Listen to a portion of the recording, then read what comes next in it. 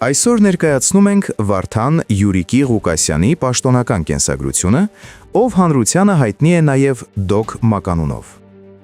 Վարդան Ղուկասյանը ծնվել է 1977 թվականի ապրիլի 25-ին Երևանում։ 1994 թվականին ավարտել է Հոկտեմբերյանի թիվ 4 միջնակարգ դպրոցը, որից հետո ուսումը շարունակել է Երևանի թիվ 2 պետական բժշկական ուսումնարանի բուժական գործ ֆակուլտետում։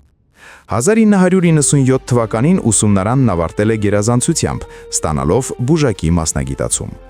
1997-1999 թվականներին ծառայել է Հայաստանի զինված ուժերում։ 2005 թվականին ավարտել է Մխիթար Գոշ հայ-ռուսական միջազգային համալսարանը, ստանալով իրավագետի բակալավրի աստիճան։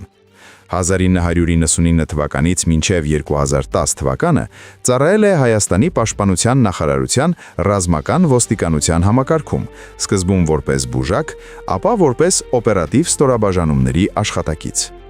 2010-2011 թվականներին ծառայել է պաշտպանության փոխնախարարի աշխատակազմում, որպես սպա, իսկ 2011-2014 թվականներին Հայաստանի ոստիկանության համակարգում։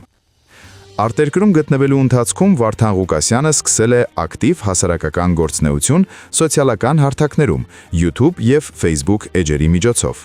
Նրա քաղաքական և հասարակական թեմաներով հրապարակումները կարճ ժամանակում ստացել են լայն լսարան և մեծ արձագանք։ Քաղաքական գործունեության շրջանակում նա առնչվել է մի շարք քաղաքական նախաձեռնությունների։ 2022 թվականին հիմնադրված Հանրային ձայն կուսակցությունում ընտրվել է պատվավոր նախագահ։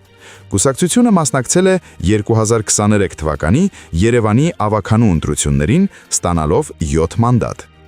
2024 թվականի հունվարի 19-ին Վարդան Ղուկասյանը հայտարարել է նոր քաղաքական ուժի